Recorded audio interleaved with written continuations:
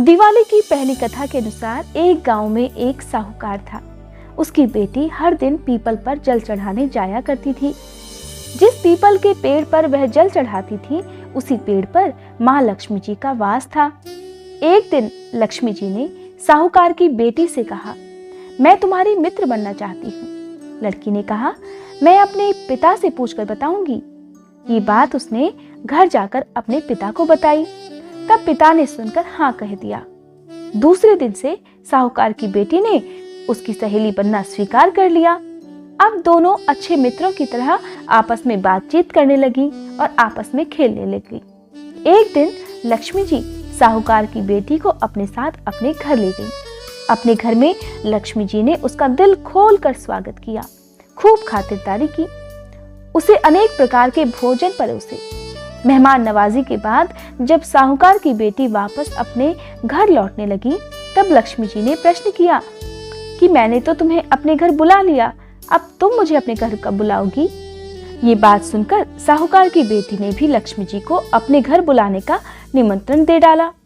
अब उसने अपने घर लक्ष्मी जी को बुला तो लिया, परंतु अपने घर की आर्थिक स्थिति देखकर साहूकार की बेटी बहुत उदास हो गई। साहूकार ने जब अपनी बेटी को उदास बैठे हुए देखा तो उससे पूछने लगा, कहने लगा, बेटी तुम तो जब से अपनी सहेली के यहाँ जिम कर आई हो तब से उदास ही बैठी हो, क्या कारण है?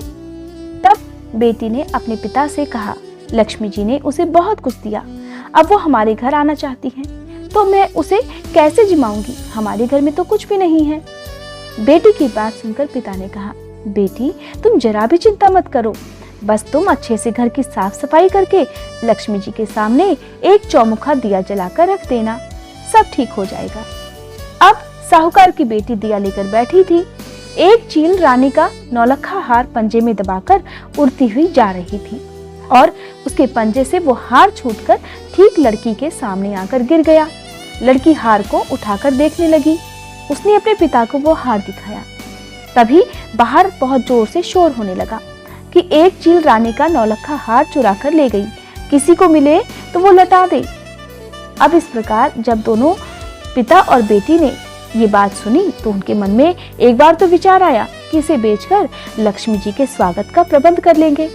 लेकिन अच्छे संस्कारों के चलते पिता ने अपनी बेटी से कहा, इस हार को हम बेचेंगे नहीं, हम हार रानी को वापस लौटा देंगे। इस प्रकार लक्ष्मी जी के स्वागत के लिए धन तो नहीं, पर हम उन्हें पूरा मान सम्मान दे देंगे। उन्होंने हार ले जाकर महल में राजा को दे दिया और राजा ने खुश होकर कहा, जो चाहो वो मांग लो। तब साहूकार ने राजा से कहा कि मेरी बेटी की सहेली के स्वागत के लिए शाल, दुशाला, सोने की चौकी, सोने की थाली, कटोरी और 36 प्रकार के व्यंजन की व्यवस्था अगर करवा सके तो बहुत आभार होगा। राजा ने सुनकर तुरंत ऐसी व्यवस्था करवा दी। अब लड़की ने गणेश जी और लक्ष्मी जी दोनों को बुलवा लिया। लक्ष्मी जी को सोने की चौकी पर बैठने को कहा। लक्ष्मी जी ने कहा कि मैं तो किसी राजा महाराजा की चौकी पर भी नहीं बैठती। अब लड़की ने कहा, अगर मुझे सहेली बनाया है तो मेरे यहाँ तो बैठना ही पड़ेगा। इस प्रकार सहेली की जिद देखकर गणेश जी और लक्ष्मी जी दोनों चौकी पर ही विराजमान हो गए। लड़की ने बहुत आदर सम्मान के साथ और प्रेम पूर्वक दोनों को भोजन करवाया। लक्ष्मी जी बड़ी प्रसन्न हुई और जब लक्ष्मी जी ने विदा मांगी तो लड़की ने कहा, अभी रुक जाओ, मैं लौट कर आऊं तब जाना, और चली गई। अब लक्ष्मी जी चौकी पर बैठकर इंतजार करती रही। लक्ष्मी जी जब तक वहां रही तब तक उस लड़की के घर में धन धान्य का भंडार भर गया और इस प्रकार साहूकार और उसकी बेटी बहुत धनवान हो गए। हे लक्ष्मी माँ, जिस प्रकार आपने साहूकार की बेटी का आतिथ्य स्वीकार करके भोजन ग्रहण किया और उन दोनों को धनवान बनाया, उसी प्रकार इस धनतेरस और दिवाली पर हमारा भी आमंत्रण स्वीकार करना और हमारे घर पधार कर हमें धन धान्य से परिपूर्ण कर देना। जय माँ लक्ष्मी। अब सुनिए माँ लक्ष्मी जी की दूसरी पौराणिक कथा। पौराणिक कथा के अनुसार एक गांव में एक गरीब ब्राह्मण रहा करता था। वो हर दिन विधि विधान से भगवान विष्णु की पूजा किया करता था। एक दिन उसकी भक्ति भाव से प्रसन्न होकर भगवान विष्णु ने उसे दर्शन दिए और ब्राह्मण से वरदान मांगने के लिए कहा। तब ब्राह्मण ने उसके घर माँ लक्ष्मी का वास होने की इच्छा प्रकट की।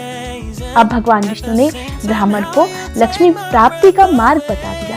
भगवान विष्णु कहने लगे, मैं तो तुम्हारे घर में धन के भंडार नहीं भर सकता, ये काम तो केवल देवी लक्ष्मी जी का ही है। और तब भगवान श्री हरि ने ब्राह्मण को कहा कि मंदिर के सामने एक स्त्री आया करती है और वो यहाँ आकर रोज उपले थापती है।